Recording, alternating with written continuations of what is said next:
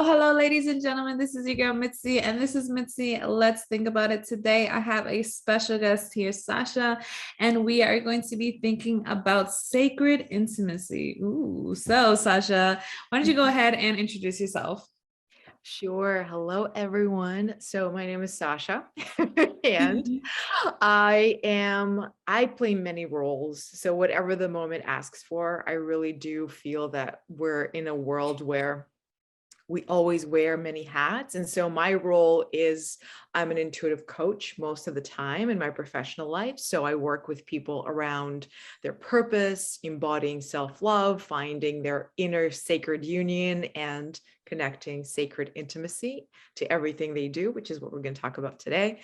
I also am an artist, a poet, an actor, a writer, and I just feel like I am a student of life, and I am here to learn from you, really, truly. Even when I speak, most of the time, I'm just tapping into whatever guidance is being given to me. So it's never really me speaking. It's something that's going through. And I am so grateful that you, Mitzi, want to play with me and discover what it is that we create during this conversation. Yeah. Oh, yes, believe me, I am super eager for this conversation. I was talking to my husband this weekend. I was like, I'm excited for Monday's conversation because I was reading your website and it looked so intriguing. I mean, you're a person with multiple hats on, it's constantly switching them off, call you the Mad Hatter, right? But it's interesting to me how you really help people with reconnect with themselves, and I don't do that with people one-on-one. I just don't feel that I can do that personally. I don't know, maybe I'm just afraid, I don't know. But seeing you and reading the testimonies off of your page, it was really nice to see how you really able to open people up. And I feel that since we live in a society with that are closed-minded, even sexually and mentally and physically and just overall just closed up, how do you really tap into that when it comes to other people? You know what, Mitzi, I feel like it comes down to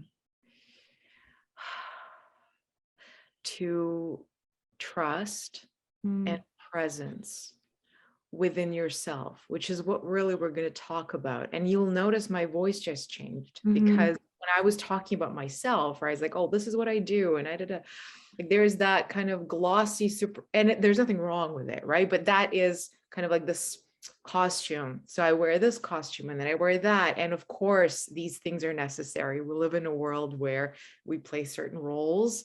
You can be a wife and a mother, and again, a coach, a podcast host, many things. And that is not what you are. That mhm, is not what you are. And so to answer your question as to how I open people up to being authentic first with themselves, right, and then letting me witness them is, well, first and foremost, that is the work I do with myself. So truly, I believe that it is not a science. It is an art of embodying that authenticity and presence, and being so incredibly vulnerable in sharing the truth of your heart that the person in front of you won't they literally won't feel any kind of threat. They won't feel any kind of judgment. They won't feel any kind of possible kind of fear around being honest with what is within them, because they will witness you doing that for them. You are showing up as a vessel. Like and I'm not saying this, like I am a vessel for this. No, but really, truly a vessel for my love for this world and for the people in it. And all I want to do is to reflect that within someone else. And so I think, right? I don't know, but I think that because I show up with a true desire to love, like really, I really just want to love, and have people experience that love within themselves. So I guide them, right, to connect to what they are, to discover really, truly who they are, right? So what they are is a one thing, and then who, right, they embody that as, and then what it is that they really desire from that place of authenticity and alignment and union. They feel my like earnest, like just excitement to see them stand in their power, I think, from the first moment we meet. And so I never found it hard to have people open up to me, because I genuinely see people. And you right now, I'm looking at the camera, but I see you. I just see you as like limitless and infinite. And I want to see that. Like, I want to see more of that. I want you to see more of that. And anything I say to you will come from that intention. And I know that you will feel it. So how can you not, right, want to go into your limitlessness and infiniteness? And how can you not want to discover all of the things you thought, right, it was dangerous to express, or you would be judged for? Or because I'm here to tell you, the things that we're most scared to reveal are the things that will magnetize everything you've ever wanted. And that is why it's so difficult, because not many people will take that step and say, I'm willing to sacrifice all of my masks, all of my shields that I was told I had to hide behind because the world is out there to get me and I have to fight for it. I'm willing to sacrifice that belief to discover the truth of how deeply loved I am. And because I know that that is true for me, I think I can't help but just, like exude that when I meet people. So sometimes they might think I'm crazy, but they're thinking that from a place of, I wonder if there is some truth to this craziness. And then we just open that box within them to see that indeed that craziness lives within them, and that craziness equals authenticity, self-love, and self-worth that has always been there. They just never thought they were allowed to open it up without suffering and without fear and without feeling like they have to, fight for it. Like, it literally is right here, right now. And yeah, so that is a long answer to your question, but I feel like that's how I get people to open up. You just have to embody that which you believe in. And I do feel that that's all I do. So yeah, I guess kind of like we were talking before I started the recording. How do you handle when people misinterpret your genuineness? Because like I said, that happens to me a lot. And it's frustrating because they can't accept my authenticness. So they put it in a category that makes sense for them. And it whitewashes everything that's authentic about me, about myself. And I feel that is an issue that people have. So how do you deal with that, per se? It's interesting you say this. I made you think. Welcome to the thinking show. No, it's a very good, contemplation as to how, right, without making people feel like they're wrong to assume whatever that they want to assume, right? Again, we don't ever want to assume anything bad, but we're habitually, right? We're trained to judge, to assume, and to, like I just said, protect ourselves. Right. And so whenever people assume, let's say, that I'm not being genuine, or they think that I'm fake, or that I'm too much, I know it comes from fear. I know it comes from a belief system that they had no choice in, but they live in, right? Where they think that if somebody's open and just like really wants to get to know them and talks about love and God and the divine, and they're like, it's okay for people to think I'm crazy, because I absolutely appear to be crazy. I understand that. And here's the thing, there is a distinction between being normal, right, and being natural. I don't want to be normal. I want to be natural. And I know that that could come off as crazy, because most of our world lives in a fake, very unnatural, right? Very unnatural, very unnatural way, but it's a normal way to live. Yeah. Right. And so I just I show up as I am. And when people assume this, this is how I think about it. I don't try to convince them otherwise. I show them otherwise. So when we start having a conversation, right, I know how to speak about the subject I speak about from different perspectives. I can talk about it academically. I can talk about it philosophically. I really do have the expertise and the knowledge and the training to, you know, to actually go into the subject without just being like, la, la, la. However, I believe that if someone really doesn't trust, right, how, like you said, you show up and people just say like you're being fake. If somebody really doesn't trust that, I'm going to say this with love, they're not ready for me. Like they're not ready for me. Oh, I love And that's good. That's good. We're not meant to, in that moment, co-create whatever it is that maybe I wanted to. It's not I want, right? It's whatever is right for them. It's not the right time. So, or their path is just, and mine aren't aligned. However, even that, right? Even that misalignment and somebody saying, oh, you're just what full of it. Even that is aligned because I know that I'm not, right? And all I can do is, that's okay. So for my ego is a beautiful lesson to just let go and let God, right? And be like, okay, so this person didn't, they don't believe me. That's okay, right? I know the truth and this is what it is. So it's reaffirming what I stand for. And for them, it's an invitation to feel different energy. And perhaps, maybe it's going to happen, maybe not, but perhaps a couple of weeks later, they'll just tap in and they'll feel just a little bit more openness because they received a little bit more love from me than someone, you know, than most people in their life. And they will start contemplating, maybe that girl wasn't crazy. Maybe I really am that awesome. You know, that's my hope, right? And that's my hope. And again, if you think I'm crazy and I'm too much, you're absolutely right. We're not meant to work together.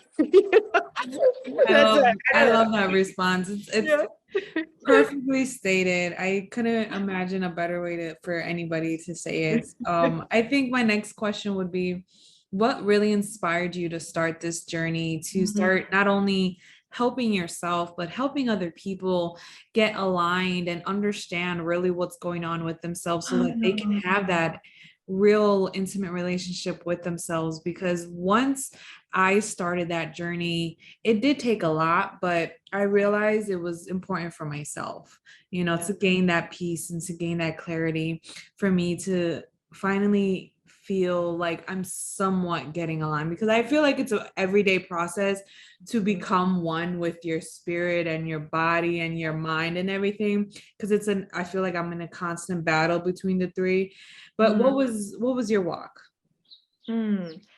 Well, I feel like it claimed me, you know, really this path, and I still don't really have a way to, you know, describe exactly what I do in one, you know, sentence. I'm just like, I'm so beyond right now in my way of living, labels and whatever boxes.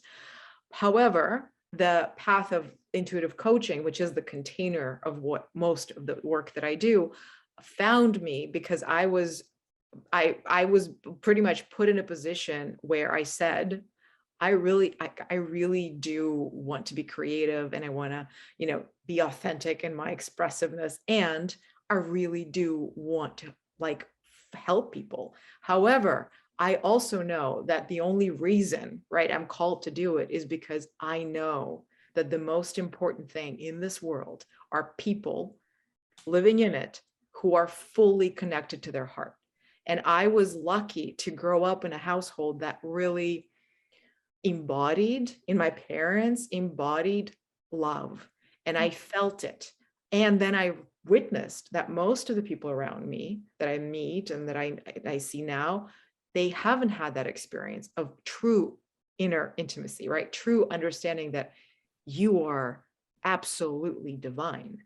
And I did. And so when I recognized that that was very rare and I was very lucky to have it, I also wanted to understand, well, how is it that I have it and how can I cultivate it? Because all I really care about is feeling that way all the time, right? And I know that most people seek that. They just don't know it, right? We all want one thing. We want the freedom to be with complete peace within ourselves and feel that love for ourselves so that we can share it. However, right, in our relationships and the work we do, we want to feel like we matter. However, only from a place of, this is who I really am. Like, this is who I am. I know this and I love it.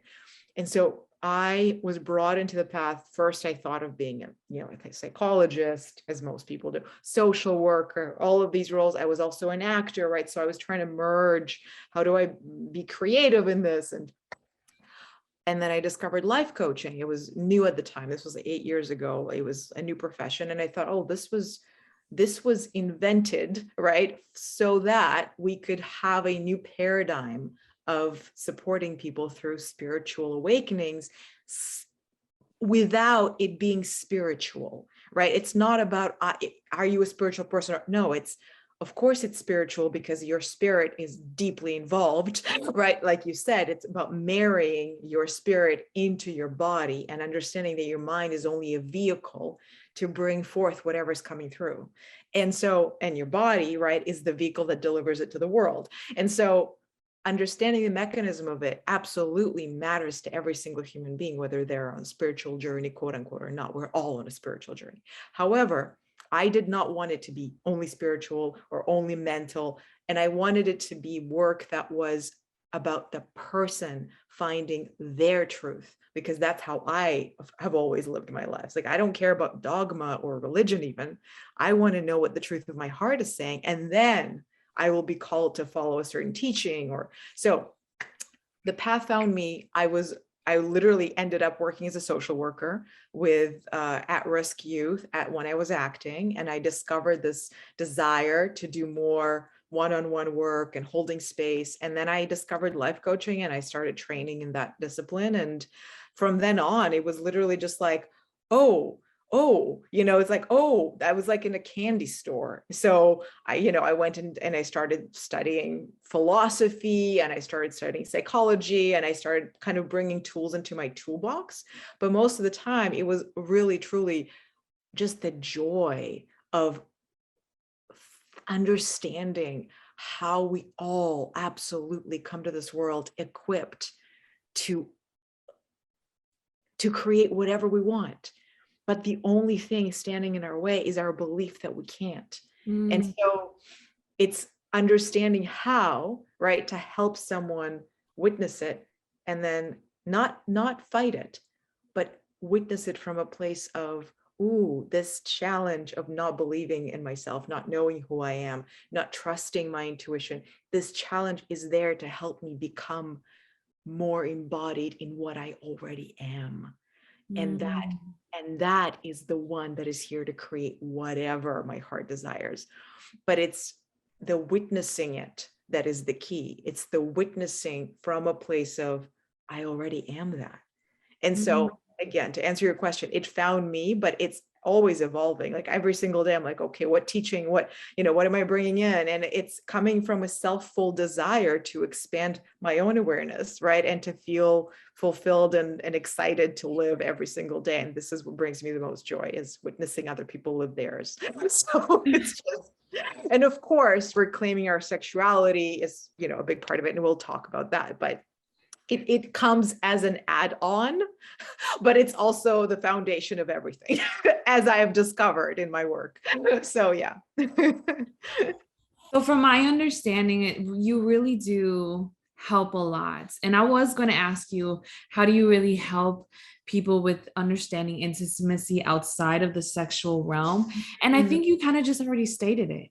You really do just help people see themselves in a different way, where they end up learning that they can have an intimate relationship that is outside of the sexual realm without them even thinking that anything's sexual. Because I feel that a lot of the times people associate intimacy with sexuality, and I don't think that's always the case. Like, yeah, it's a spectrum, it's there, but it's not the whole ideal, So it really sounds like you really help people reconnect with themselves in a different way, that they learn to love themselves again, because that's what I was reading on your site, that you were trying to help people love themselves and find their new gifts and find the stuff that they didn't even know that they had within themselves. And is that right? Am I in the right path? You are absolutely. And Mitzi, I want to say that, you know what, this is the thing. You're absolutely right. However, I think the reason we, sexuality is such a big thing is because we misunderstand it. Oh, thank And you. yeah, and we misunderstand what it actually offers us beyond the sexual act, right? And so what I think we need to distinguish is not so much sexuality versus intimacy, it's sacred intimacy with oneself, which absolutely involves sexuality. However, the distinction is between sexuality and having sex, right? And so those two things, like you could be having sex with someone, you could be in an act of sexual intimacy and be completely detached, right? There is no intimacy, you're not connected to your sexuality, and you're actually completely numb. And so I think a lot of trauma comes from, we know, right? We can see it in the world, like there is a disconnect between how we express ourselves physically and how we feel in our hearts, right? And so sexuality actually in many, ancient traditions, and it's still, and now too, we can talk about tantra, right? It's what it is sexual energy is the essence of creation, right? So we're always creating.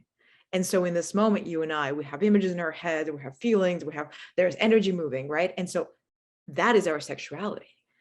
That, and as women especially, right, we are so connected to our wombs or so disconnected from our wombs. And so we sometimes feel completely asexual because we have never been taught how to harness sexual energy and feel safe within it, right? And feel accepted without attaching it, right, to being sexy or having sex. Or again, it's all about aligning your heart, your sexual energy, your mind, and your body, right? And so your nervous system, rewiring your nervous system to trust your sexual energy, which expresses itself when you cook, when you take care of your dog, like truly. And so when we think about the universe, right, the Big Bang would be the big orgasm, and the feminine, which I work with the feminine, the masculine energy. I talk about that because it helps people understand better,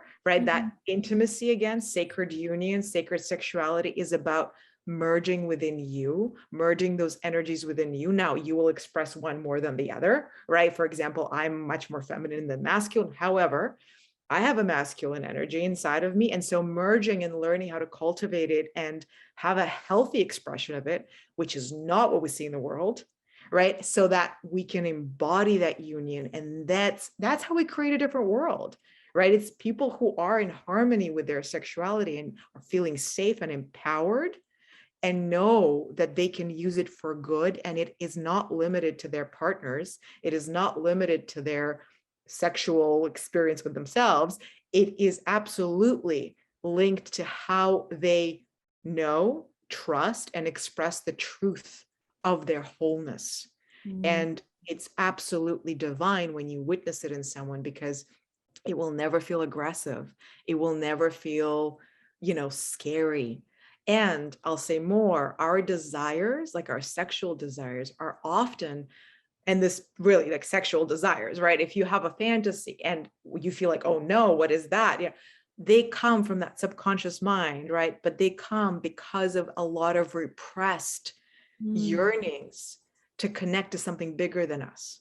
So we will actually create scenarios that make us feel like we can connect to something, and that will express itself sexually. And we will often repress it and thus disconnect even further from our intuition and our hearts because it scares us. We don't know how to handle it. And the world teaches us that it's scary and it's offensive. And of course, right? And so, of course, because it's a great power.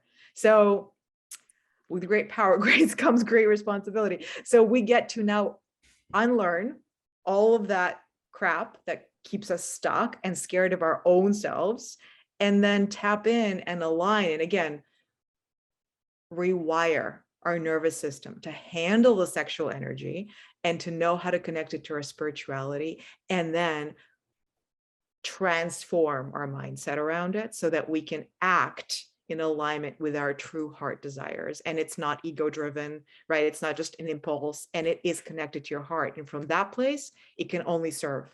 And you know this, it can only serve. Yeah. Yeah. Yeah. Oh, I love the way that you break it down and you explain things. Sometimes I think of these things in my mind, and I swear I make them more complicated in my mind than what you are able to say it, because the way that you're able to express it is so clear cut and straight to the point, and you give me the visuals, and I'm a visual aid person, so I'm able to visualize it. I'm able to see everything that you're saying, and it makes perfect sense. It makes perfect sense. And I do think that once we as individuals realize that and acknowledge that, that understanding that we grew up in, and understanding that we accept for ourselves, and the understanding that the world is trying to portray onto us, then we can really understand what it really means for us as an individual. Because like you said, we kind of interpret things differently depending on all of those things. So I really appreciate that. And I guess to start wrapping up the show, what would be some good advice that you may have for me, myself, or even the audience? So even if it's one person in the audience that's possibly listening and that they need to hear this advice to help them, what would that advice be? Yeah. Well, if we're speaking of sacred, especially sacred intimacy, and just again, coming back to this visual, right, of witness yourself as the whole world, right, that has a masculine energy, it has a feminine energy, and it's a dance. And then witness yourself dancing with the world, right? So then you express yourself, let's say as a woman, right? You have a young child. We just spoke about it earlier. How can you be in harmony with your life, where in this moment, right, you're like, well, I'm deeply feminine, I feel embodied, right, in my femininity. How can I feel more supported in it? And also, where do I feel disconnected from this creative desire that I have? Because, okay, so I will say right now, simple, right? The feminine is movement, it's flow, it's change, it's transformation, it's, oh, look at me, touch me, love me, give me, taste me. And the masculine is, let me hold you, let me clarify you, let me ground you, let me lead you, let me witness you. It's the consciousness, it's the everything. And so being able to tap into both and knowing where you're resisting, right, will absolutely transform not only your relationship with yourself, which is the most important thing. It will then, right, this is where you start, you will then evoke that kind of relationship with your partner, with whatever community you're working with, right, with the world. You will show up as an embodiment of that divine union. And so you will evoke whatever the world needs. And if you show up in that moment of deep femininity, however, you have that feeling of, I also have the support and the clarification and the guidance of my masculine, and your partner will feel it, they will most likely show up as that for you even more. So it's like you're constantly dancing. You're not trying to balance, you're dancing with how life is asking you to express your truth so that it serves you and everyone else. But it starts with you. So whenever you have a question of like, how do I fix this, right? How do I become more confident? How do I feel better about my body? How are you feeling within yourself about this thing you're trying to fix out there right now? And where are you rejecting, ignoring, blaming, judging, like literally numbing a part of you? That part of you needs, like right now, needs your attention, needs your full presence, and will tell you what it actually requires. You can actually sit with yourself and move into your body with your like inner eye, right? Just like visual. That's what I do with people.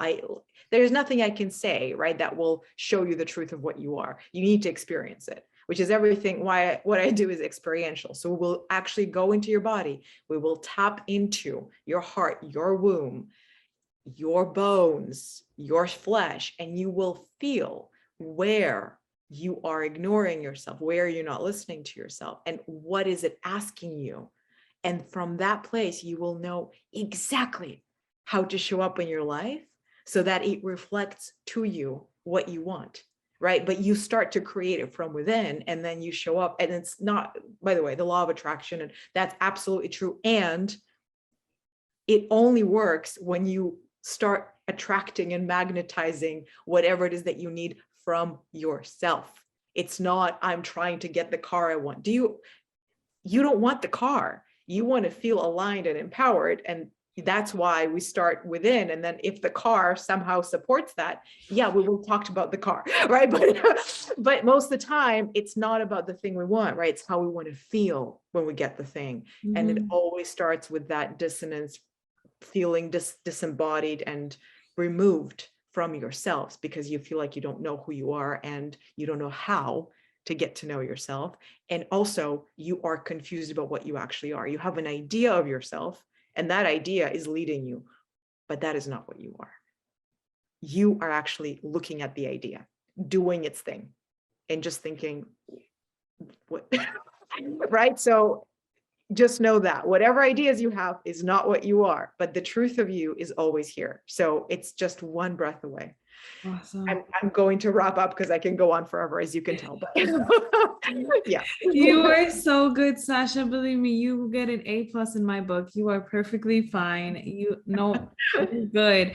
And ladies and gentlemen, anybody who's listening, if you want to feel that, or you want to reconnect with yourself, or if you're having a hard time figuring out what really is going on within you, reach out to Sasha. You can find her on mitzythinking.com. You'll find her beautiful picture under special guest. You'll find a link to her website. You can book a call with her, reach out to her, because just this conversation alone has been very enlightening and has been helping me clarify the little questions within myself that I know I needed, that I didn't even know I was going to get the answers from today. You know, you never know where you're going to get it from. So go check her out. She's going to really help you, because she has helped me already. And you're going to have a great time. Trust me. Till next time, y'all. Bye.